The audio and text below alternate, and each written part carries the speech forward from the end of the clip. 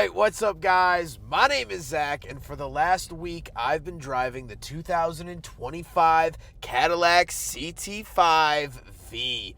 Up front is a 3.0-liter twin-turbo V6, and down below is a 10-speed automatic transmission. Now, I am super excited to be driving the CT5-V for two reasons. First of all, it has been facelifted and updated for the 2025 model year. We have a new front end, as well as a new display on the inside, as well as some other small tweaks. So, we'll definitely get into that. The second reason is that I am down here in the Peach State, just outside Atlanta, Georgia, and this has been my car while I've been down here. Now, I've been down here for several reasons, and we'll get into those reasons because I think that they're actually kind of interesting. But if you would like to submit your own vehicle and have it reviewed here on the channel, you can head on over to my website, zackpradel.com/submit. It's a quick and easy submission form. It takes under a minute to fill out, and I come out to you. And if you'd like to see all my videos weeks or sometimes months in advance, you can head on over to my Patreon for only $5 a month. But let's get back to that 3-liter twin-turbo V6 under the hood. Well, it's not the top dog.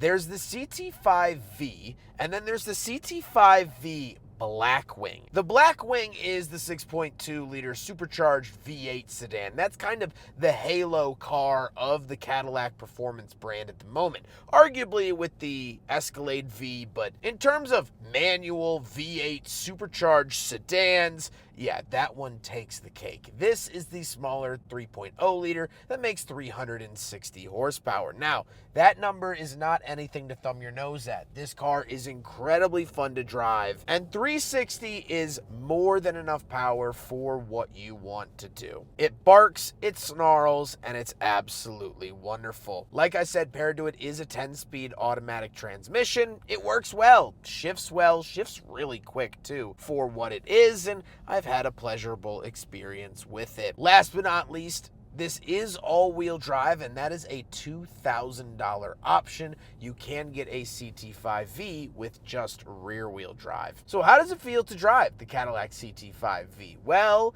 it is the best of both worlds. It's fast in a straight line when you want it to be. You get to release all 360 of those horsepowers. It's relatively nimble enough, but also you can throw it into tour mode, which is like comfort mode, and it softens up. It does have the MagnaRide suspension, so it softens up and makes it a more plush, more traditionally Cadillac experience when you want it to be. Visibility is okay. It's not wonderful, but it's also not the worst I've ever had. And like I said, ride quality is adaptable, so depending on mode, you'll get a different experience. With that stuff out of the way, let's talk about the interior. Well, in front of me, we have that new display. This is a giant, essentially one-piece gauge cluster that is also the infotainment. Now, what I love is that Cadillac allows you to select through a lot of different options here for the gauge cluster. You can do simple ones, you can have your maps shown, you can do, more cluttered ones, more sporty ones. They really give you the option to customize it how you want. And there's two different themes that you could choose from. I'm only showing the V series theme. There's also like this light blue one that we'll show a little bit later on. So very cool that you have tons of options here for your information screen. And off to the left, we do have our selectors for that gauge cluster layout, but we also have our launch control over here. On the steering wheel, on the left, we do have our heated steering wheel and cruise control. This is outfitted with Super Cruise, which is fantastic. However, it is getting an update in 2026 to actually integrate with Google Maps. So you might want to wait for that update. Very cool. I'll put some quick information up on screen for the 26 model year. And off to the right, we have our skip track volume and our V mode, which is your personalized mode. So when you turn on V mode, you get a selector for a bunch of different things like steering feel, suspension feel, brake feel, engine sound, engine shifting, and your traction control. So I will show now the 4 different engine modes, at least for the sound, so you could pick which one is best.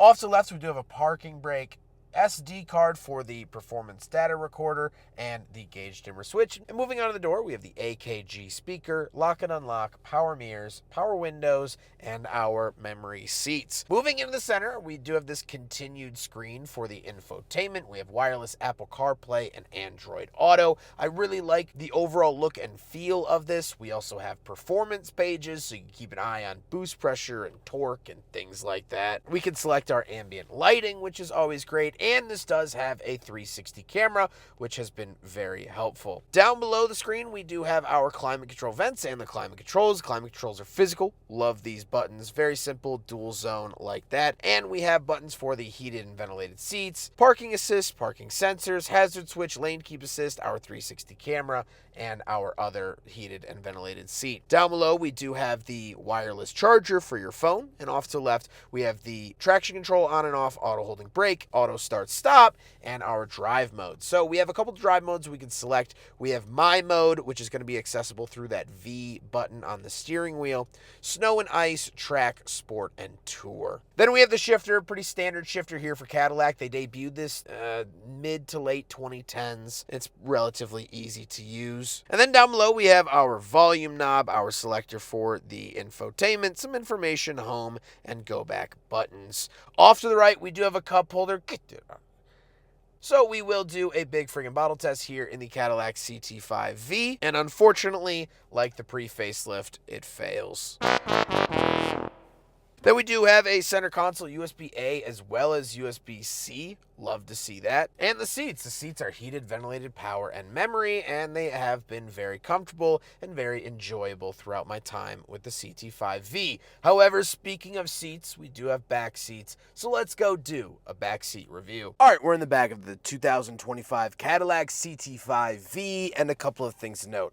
First of all, I'm 5'11", not a small guy. I fit back here pretty well. Headroom is going to be the biggest issue, but knee room, this is my driving position. I'm not hitting the seat in front of me.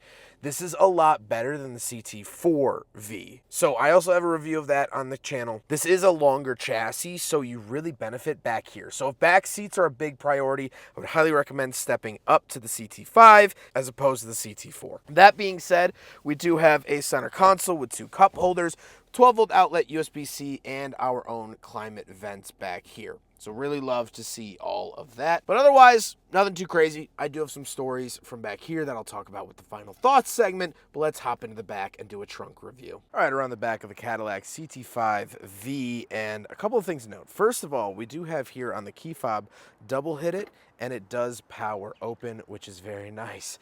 As you can see, the trunk is full of items. So this is, obviously, I'm on vacation. These are my dirty clothes. These are my clean clothes. Backpack, shoes, all of that stuff. It is a pretty sizable trunk, what you would expect out of a Cadillac. However, as I'll get on to later, we fit 3 golf bags in here. One of the bags we did have to remove the driver. He just had a big driver, so we did have to do that. But we did that. We had to do a grocery run. We fit everything we really needed to in the back. I wish it was a little bit bigger. However, as long as you're not taking 5 guys to the golf course 3 days in a row, you're fine. This is plenty of space for normal activities. If you do plan on going to the golf course, I'd highly recommend maybe the Escalade or moving up to whatever SUVs they're making nowadays. So plenty of space around back of the CT5-V, and I hope you enjoyed some of the fun pictures. Now we gotta talk about the looks, and I absolutely love the look of the CT5-V. I think it looks the part, it looks good, it looks special. I think the front end redesign does help keep it feel newer. However, it's not overstyled. It's still very obviously a CT5-V. They didn't jump the shark with it, and I'm happy to see that. This is also finished in deep space metallic, which I like to see. You know, it's not just flat black. It's a really nice color, which is fantastic. With all of that being said, let's get on to my final thoughts. What do I think driving the Cadillac CT5-V for the last week? Well, right off the bat, I think the facelift went really well. I think it's a very good facelift. This is still such an enthusiastic car to drive. It's still such a wonderful car to drive, and it does absolutely everything I want a sedan to do. It's powerful, it's fun to drive, it's spacious, it has great tech, great features. This is really truly a slam dunk, and $65,000 is a lot of money. I would never deny that. But for what you get comparatively to other vehicles, I think you do get your money's worth. This feels like a $65,000 car. And I've driven $100,000 cars that don't even feel like $65,000 cars. So I do think that your bang for your buck meter here is very, very good. The last thing I wanted to talk about again is why I'm down here in Atlanta. I'm filming a bunch of cars like this, and this, and this, and this, and this. I was down here for work. But I also came down here for my friend's bachelor party. It was 21 guys in one single Airbnb. And most guys flew down here to Atlanta, myself included. So we didn't have a whole lot of cars. So this was a workhorse for 4 days straight. As we talked about with the trunk, we fit 3 full golf bags in the trunk along with luggage. Every single time we left the house, we had 5 guys in this car, 5 grown, hardy boys in here, and we were able to do it in a relatively comfortable way. Would they have preferred an Escalade? I'm sure. But we got the job done. And the biggest thing about that, the reason I wanted to bring up that, is that I wanted the CT5-V Blackwing. I wanted the V8 supercharged car. I wanted the stick shift. I wanted that so bad. Unfortunately, Cadillac didn't have one available, so I had the CT5-V. And to me, I was a little let down that it's not the Blackwing. But every other guy, every friend of mine that rode in this car who didn't know that the Blackwing existed thought that this was the coolest, the best car ever. They were impressed with how quick it was. They were impressed with the tech, impressed with the feature. Most of them are in finance or marketing, and I think I might have sold a couple of them. When you're not burdened with knowing that there's a Blackwing out there that's a higher trim, this is perfect. This did everything we needed and wanted it to do. You don't need a Blackwing.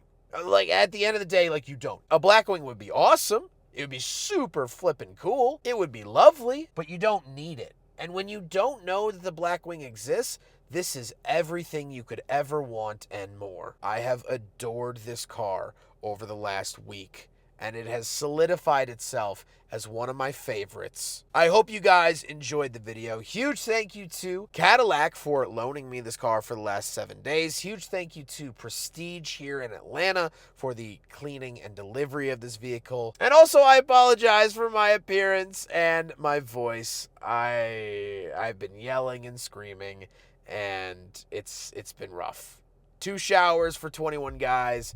You don't get to get in there all the time. So I apologize for the get up here today, but I hope that you guys enjoyed the video. Don't forget to rate the video, comment on the video, and subscribe if you really liked it. Take care, guys.